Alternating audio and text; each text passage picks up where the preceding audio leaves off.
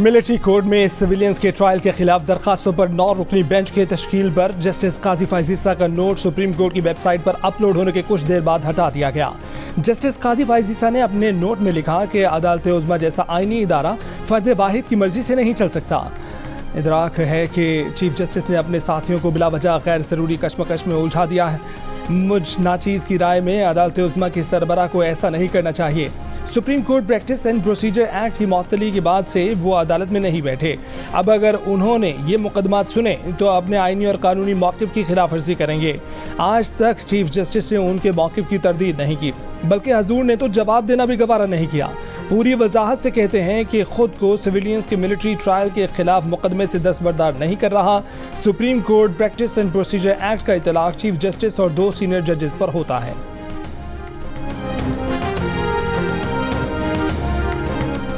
Supreme court के senior तरीन जज जस्टिस काजी फैज़ ईसा के नोट की मजीद तफसीलात सामने आ गईं।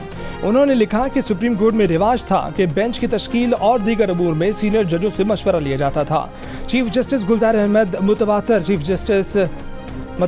जस्टिस उमरता बंदयाल से मुशावरत करते थे।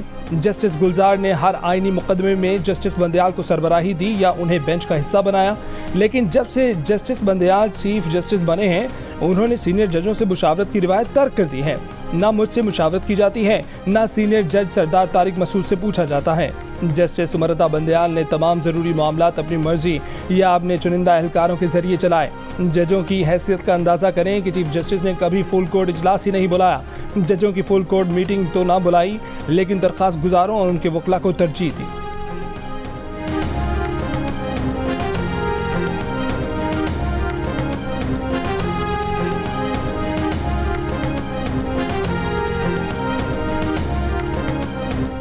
वज़ीर आज़म शहबाज शरीफ पार्टी कायद नवाज शरीफ से मुलाकात के लिए लंदन में एवनफील्ड पहुंच गए। कहा कि माहौलियात के हवाले से कॉन्फ्रेंस में MD IMF से मुलाकात खुशगवार रही। MD IMF को बताया है कि पाकिस्तान ने तमाम शराइत पूरी कर दी हैं, अब प्रोग्राम बोर्ड में जाकर मंजूर होना चाहिए। पाकिस्तानी टीम की क़यादत इसहाक डार करेंगे, मेरा भी उनसे राब्ता है। हुसैन नवाज ने लंदन में मीडिया से बातचीत करते हुए कहा कि नवाज शरीफ जल्द दुबई रवाना होंगे। नवाज शरीफ दुबई में 2 हफ्ते क़याम कर सकते हैं। वो कुछ वक्त फैमिली के साथ गुजारना चाहते हैं।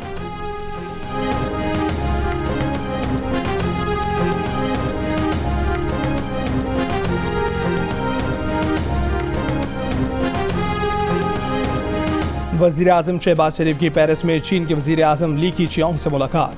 2 तरफ़ा ताल्लुकात और माशी तावन पर गुफ्तगू।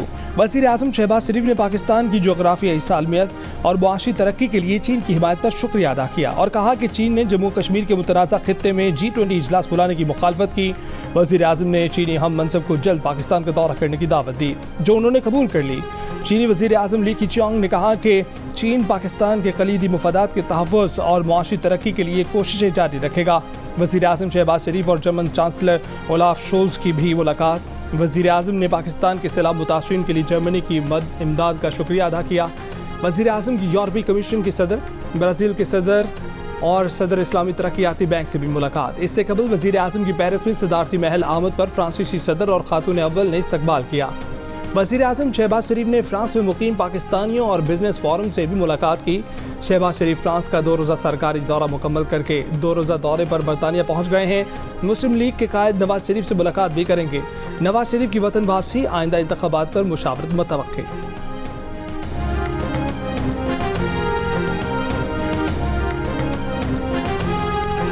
पहले भी किसी को धोखा नहीं दिया, नून लीग को भी धोखा नहीं दूंगा। आसिफ जरदारी का वादा। कहा कि मिसाक मईशत वक्त की ज़रूरत है, वो मिसाक मईशत पर दस्तखत करने के लिए तैयार है। उम्मीद है कि दीगर सियासी पार्टियां भी ऐसा ही करेंगी। अगर पीपल्स पार्टी को मौका मिला तो सबको लेवल प्लेइंग फील्ड मिलेगी। टेक्सटाइल और ख़जाने का वज़ीर सनतकारों से होगा तो मुल्क तरक्की करेगा।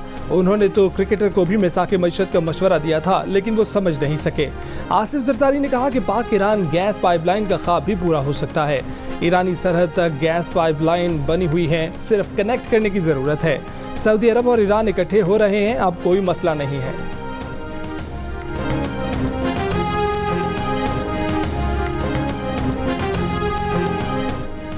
पाकिस्तान अलकायदा, दाइश, हिजबुल मुजाहिदीन, लश्कर-ए-तैयबा और जैश-ए-मोहम्मद के खिलाफ कार्रवाई करे। भारतीय वजीर आजम और अमरीकी सदर की मुलाकात पर व्हाइट हाउस का एलामिया। मुंबई और पठानकोट हमलों में मुलव्विस नासिर को इंसाफ के कटहरे में लाने का मुतालबा। दोनों रहनुमाओं ने सरहद दहशतगर्दी और दहशतगर्द प्रॉक्सीज की भी मजम्मत की। इलामिया में पाकिस्तान से कहा गया कि भारत को निशाना बनाने वाली तंजीमों के खिलाफ कार्रवाई करे। पाकिस्तान यकीनी बनाए कि उसके ज़ेर असर कोई इलाका दहशतगर्द हमलों के लिए इस्तेमाल न किया जाए। इलामी में कहा गया कि अमेरिका और भारत आलमी दहशतगर्दी का मुकाबला करने के लिए एक साथ खड़े हैं। अमेरिका और भारत के दरमियान दो तरफा ताउन बढ़ाने पर भी इत्तफाक। अमेरिका ने लड़ाका तैयारों के इंजन बनाने की टेक्नोलॉजी भारत को देने, सेमीकंडक्टर प्लांट में $800 मिलियन की अमेरिकी सरमायाकारी के मुआहदे पर दस्तखत किए। खलाई मंसूबों में ताउन और हदफ को निशाना बनाने वाले मुसल्लह ड्रोन्स भी भारत को मिलेंगे। आज व्हाइट हाउस का जो बयान आया वो साबिक हुकूमतों के लिए शर्मिंदगी का बायस है। अमेरिका के लिए तो जंगी इन्वेस्टमेंट होती हैं। आज भी पाकिस्तानी कौम अमेरिकी हलीफ होने की सजा भुगत रही है। वज़ीर दिफा ख्वाजा आसिफ का अमेरिका भारत मुश्तरका एलामिये पर रद्द-ए-अमल। कहा कि इस खित्ते में दहशतगर्दी के बीज होने में अमेरिका का भी बड़ा किरदार है। अमेरिका की स्ट्रेटजी स्टेक्स हमारे हमेशा कमर्शियल होती हैं। हम अमेरिका के लिए 40 साल से जंग लड़ रहे हैं। अमेरिका ने इस खित्ते में 40 साल में 2 नाकाम मदाखलतें की। अमेरिका की विरसे में छोड़ी दहशतगर्दी का पाकिस्तान आज भी मुकाबला कर रहा है। पाकिस्तान को जोग्राफियाई लिहाज से चीन, रूस और पड़ोसियों से ताल्लुकात मजबूत बनाने चाहिए।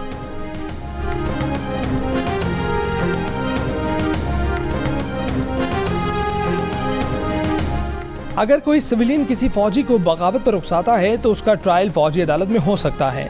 ये कहना कि सिविलियन का कभी फौजी अदालतों में ट्रायल नहीं हो सकता दुरुस्त नहीं है। देखना होगा कि सिविलियंस को फौजी अदालतों के दायरे अख्तियार में लाने का क्या तरीकाकार अपनाया गया। ये भी देखना होगा कि इंसदाद दहशतगर्दी अदालत के जज ने किस बुनियाद पर मुकदमात फौजी अदालत में मुंतकिल किए। फौजी अदालतों में सिविलियंस के ट्रायल के खिलाफ केस में चीफ जस्टिस मंदियाल के रिमार्क्स। कहा कि ऑफिशियल सीक्रेट एक्ट के तहत जराइम का तयन फौज नहीं करना है। फौज इंसदाद दहशतगर्दी अदालत में सिविलियंस की हवालगी की दरख्वास्त दे सकती है, मगर फौज को सिविलियंस की हवालगी में ठोस बुनियाद नहीं दी गई। सिविल सोसाइटी के वकील फैसल सिद्दीकी ने कहा कि सिविलियंस के ट्रायल के लिए फौजी अदालत गैर मामूली हालात में ही फाल हो सकती है। जस्टिस एजाजुल एहसन ने कहा कि 21वीं आईनी तरमीम के केस में अदालत ने करार दिया कि फौजी अदालतें मखसूस हालात के लिए हैं। इस फैसले में जंगी हालात जैसे अल्फाज इस्तेमाल किए गए। इस पर साबिक चीफ जस्टिस के वकील ख्वाजा अहमद हुसैन ने कहा कि ये उनके इल्म में नहीं है कि हुकूमत का मौक़िफ़ ये हो कि आजकल जंगी हालात हैं। अगर अदालत समझती है कि 21वीं तरमीम के फैसले की वजह से हाथ बंधे हैं तो लार्जर बेंच ही बना लें। इस पर जस्टिस मंसूर अली शाह ने कहा कि वो लार्जर बेंच बनने पर बहुत कंफर्टेबल होंगे।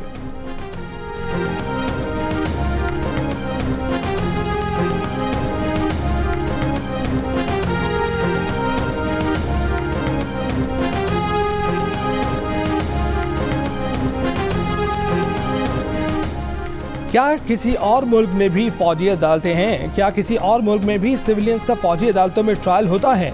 जस्टिस मंसूर अली शाह के फौजी अदालतों में सिविलियंस के ट्रायल के खिलाफ केस में रिमांड। जस्टिस मंसूर ने कहा कि आर्मी एक्ट और ऑफिशियल सीक्रेट एक्ट के तहत ट्रायल तब होता है जब बात कौमी सलामती की हो। बताया जाए सिविलियंस ने आर्मी एक्ट या ऑफिशियल सीक्रेट एक्ट की खिलाफवर्जी कब की। जस्टिस मज़ाहिर नकवी ने कहा कि जो क्राइम रिपोर्ट दिखाई जा रही है उसमें ऑफिशियल सीक्रेट एक्ट की दफात नहीं है। ये भी बताया जाए कि कमांडिंग ऑफिसर कैसे सिविलियंस की हवालगी का मुतालबा कर सकता है। जस्टिस एजाजुल एहसन ने कहा कि कानूनन अगर फौज सिविलियन की हवालगी का मुतालबा करती है तो रेफरेंस वफाकी हुकूमत को भेजा जाता है और मंजूरी पर सिविलियन को हवाले किया जाता है। साबिक चीफ जस्टिस के वकील ने अपने इख्तिदामी दलाइल में कहा कि सिविल अदालतों के फाल होते हुए सिविलियंस का कोर्ट मार्शल नहीं किया जा सकता। सिविलियंस का कोर्ट मार्शल गैर आईनी है।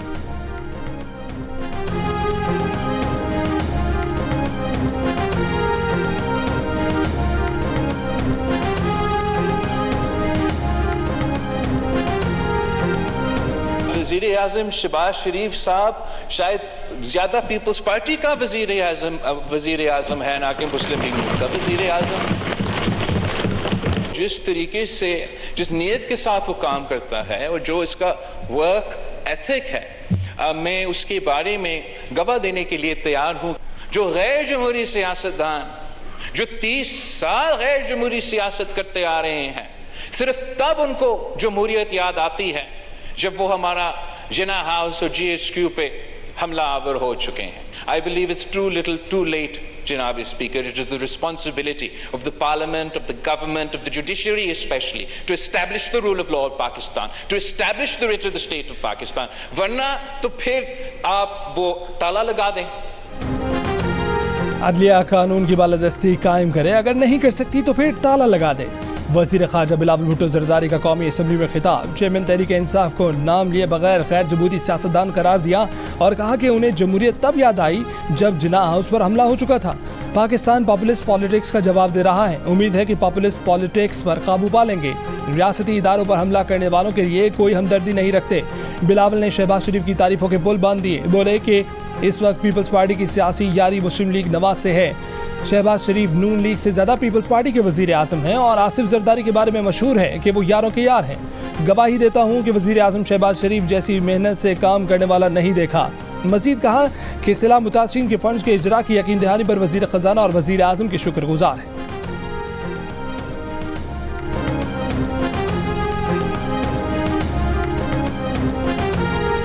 अंदेशा है कि मिलिट्री कोर्ट्स में सिविलियंस के ट्रायल के खिलाफ केस का फैसला भी 14 मई को इलेक्शन वाले फैसले के अंजाम से दो चार न हो। वज़ीर दाखिला राना सनाउल्लाह का कौमी असम्बली से खिताब। कहा कि जो बेंच फैसले करने जा रहा है उसमें शामिल सीनियर तरीन जज और नामजद चीफ जस्टिस ने कहा कि इस अदालत को नहीं मानता। ये अदालत नहीं, बेंच गैर कानूनी है। बेंच फिर भी बज़िद है, फैसले करने को तैयार है। जब काजी फाइज ईसा ने आइनी और कानूनी मौक़िफ़ अपनाया तो दो सीनियर वकला मिन्नतें करने लगे कि बेंच से ना उठें। इन दोनों वकला ने पिटीशन से पहले एक फितने से ज़मानत पार्क में और फिर चीफ जस्टिस से भी मुलाकात की। मर्जी के बेंच बनाकर मर्जी के फैसले कराए जाएंगे तो इनमें क़ुव्वत नहीं होती। कानून के मुताबिक चीफ जस्टिस बेंच बना दें तो कोई जज को माइनस नहीं कर सकता। कल फौरी तौर पर जजों को माइनस करके नया बेंच बना दिया गया। अदालतें या जजेस इन लॉज का शिकार हैं या वो सियासत कर रहे हैं। कहीं मदर इन लॉ तो कहीं सन इन लॉ का मामला है। जो आर्मी तनसीबात पर हमलावर होगा तो उसका ट्रायल ट्रैफिक कानून के तहत नहीं, आर्मी एक्ट के तहत होगा। सुप्रीम कोर्ट में 9 मई के वाक़यात में मुलव्विस ज़ेर हिरासत मुलजिमान का डाटा जमा। पंजाब हुकूमत की रिपोर्ट में फौज की हिरासत में मौजूद मुलजिमान, नाबालिग बच्चों, सहाफ़ियों और वकला का डाटा शामिल नहीं। रिपोर्ट के मुताबिक 9 मई के वाक़यात में 81 ख़वातीन को हिरासत में लिया गया, जिनमें से 42 को जमानत पर रिहा कर दिया गया। MPO के तहत 2258 अफराद की गिरफ्तारी के ऑर्डर जारी किए गए। तोड़ फोड़ के वाक़यात में 3050 अफराद मुलव्विस पाए गए। रिपोर्ट के मुताबिक इंसदादी दहशतगर्दी कानून के तहत 1888 अफराद को गिरफ्तार किया गया। 108 मुलजिमान जिस्मानी रिमांड और 1247 मुलजिमान जुडिशल रिमांड पर हैं। 500 अफराद को बेगुनाह करार देते हुए रिहा भी कर दिया गया है।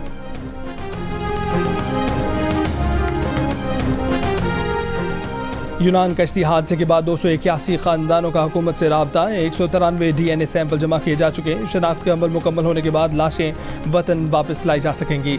वज़ीर दाखिला राना सनाउल्लाह ने वाक़े की तफसीलात से कौमी असम्बली को आगाह कर दिया। कहा कि इंसानी स्मगलिंग में मुलव्विस मुलजिमान के खिलाफ क्रैकडाउन किया जा रहा है।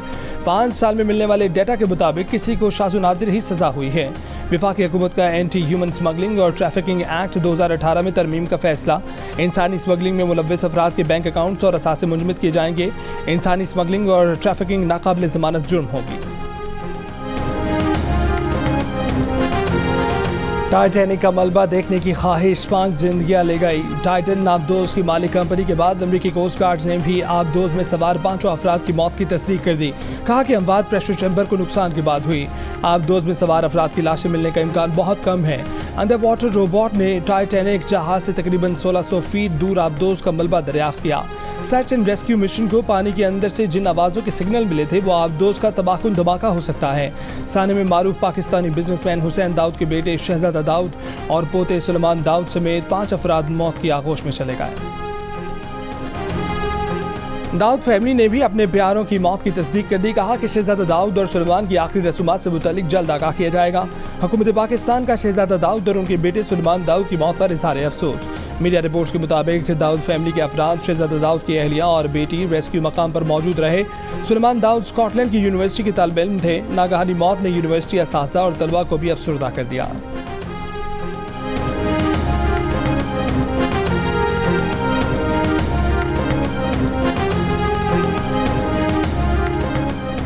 मारूफ बिजनेसमैन हुसैन दाऊद, कुलसूम दाऊद और उनके ख़ानदान की जानिब से हुसैन दाऊद के साहबजादे शहजादा दाऊद और पोते सुलेमान दाऊद की वफ़ात पर इज़हार अफसोस। एक बयान में कहा कि उनके प्यारे बच्चे ओशन गेट के टाइटन आबदोज पर मौजूद थे जो ज़ेर समंदर गर्क़ाब हुई। वफ़ात पाने वालों और हमारे ख़ानदान को इस मुश्किल मौके पर अपनी दुआओं में याद रखें। हम नेक तमन्नाएं रखने वालों के शुक्रगुजार हैं जो इस मुश्किल वक्त में साथ खड़े हैं। हमें मिलने वाली बेपनाह मोहब्बत और सपोर्ट इस नाकाबिल तसव्वुर नुकसान को बर्दाश्त करने में हमारे लिए मददगार साबित हुई है। बयान में मजीद कहा गया है कि रेस्क्यू ऑपरेशन में हिस्सा लेने वालों के शुक्रगुजार हैं। टाइटन आबदोज में मौजूद दीगर मुसाफिरों के खानदानों से भी इजहार अफसोस करते हैं।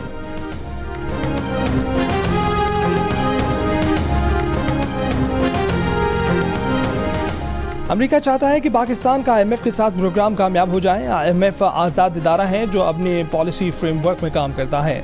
पाकिस्तान में अमरीकी सफ़ीर डोनाल्ड ब्लूम की बातचीत, कहा कि अमेरिका पाकिस्तान की तरक्की और खुशहाली का ख्वाह है। हम किसी को तनहा करने की ख्वाहिश नहीं रखते। सैलाब की तबाहकारी में पाकिस्तान के साथ हर मुमकिन ताउन किया। कोरोना में 8 करोड़ वैक्सीन डोज पाकिस्तान को फराहम की। पाक अमरीका तिजारती ताल्लुकात में वक्त के साथ इजाफा हो रहा है।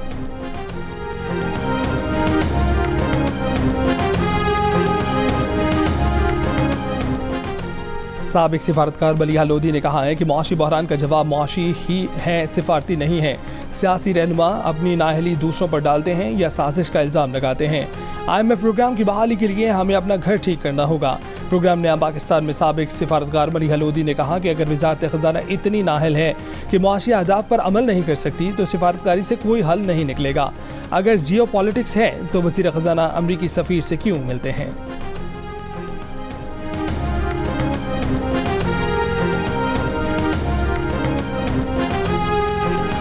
इस्लामाबाद हाई कोर्ट ने पुलिस को असद उमर और शाह महमूद कुरैशी की गिरफ्तारी से रोक दिया। बुरी जमानत मंजूर कर ली। 1-1 लाख रुपए के मचल की जमा कराने की हिदायत। 10 जुलाई तक पुलिस से रिकॉर्ड तलब। शाह महमूद कुरैशी और असद उमर ने गुज़िश्ता रोज़ पेशावर हाई कोर्ट से राहदारी जमानत ली थी। सेशन कोर्ट ने 3 रोज़ कबल शाह महमूद और असद उमर की जमानत खारिज की थी।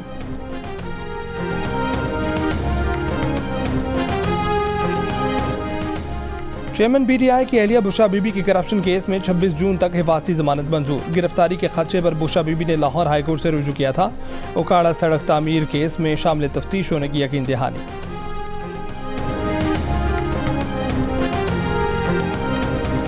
कराची में मेयर के इलेक्शन के खिलाफ जमात इस्लामी का इस्लामाबाद इलेक्शन कमीशन के सामने एहतजाजी मुजाहरा। अमीर जमात इस्लामी सैयद हक ने कहा है कि इलेक्शन कमीशन मेयर कराची का फेयर इलेक्शन कराने में नाकाम रहा है। कराची के मैंडेट पर डाका पड़ा और इलेक्शन कमीशन खामोश तमाशाई बना रहा। इलेक्शन कमीशन किस तरह आम इंतखाबात करवाएगा। हाफिज नेमुल रहमान ने कहा कि कराची के हक पर डाका किसी सूरत कबूल नहीं किया जाएगा। इलेक्शन कमीशन को खबरदार करना चाहते हैं कि नताइज दुरुस्त करना होंगे।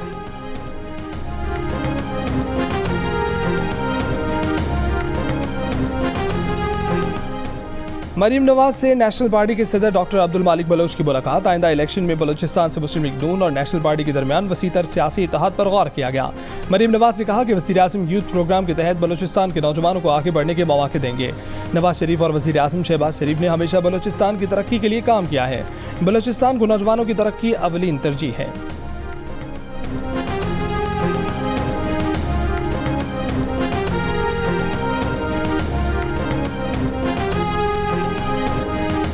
घंटे सुबह, 3 घंटे शाम, 3 घंटे दोपहर। जाहिर सी बात है गर्मी है, कारोबार पे असर पड़ता है। घर पे लाइट नहीं होती, पंखे नहीं चलते। कराची में चंद इलाके हैं जहाँ पे लाइट आती है।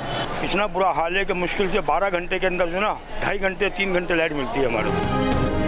गर्मी बढ़ते ही कराची की बत्ती गुल हो गई। शहर भर में शदीद लोड शेडिंग ने शहरियों को मुश्किलात से दो चार कर दिया। लोड शेडिंग का दौरानिया 14 घंटे तक पहुंच गया।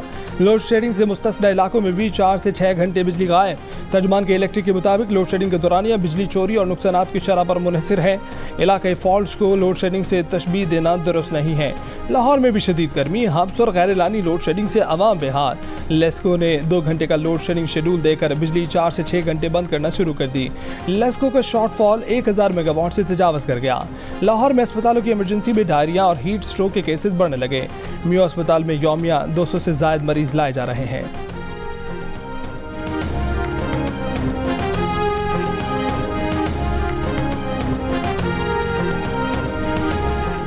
चेयरमैन PCB के इंतखाब के लिए PCB इलेक्शन कमिश्नर ने बोर्ड ऑफ गवर्नर्स का खसूसी इजलास 27 जून को तलब कर लिया।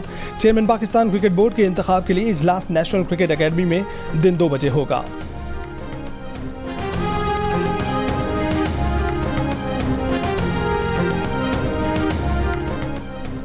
और स्पेशल ओलंपिक्स में पाकिस्तान ने एक और गोल्ड मेडल जीत लिया। यूनिफाइड बैडमिंटन विमेंस डबल में फायजा नासिर और नाहीन खान ने सोने का तमगा जीता। यूनिफाइड मेंस डबल बैडमिंटन में पाकिस्तान का सिल्वर मेडल नौशरवान आरिफ और तलहा आसिफ ने चांदी का तमगा हासिल किया।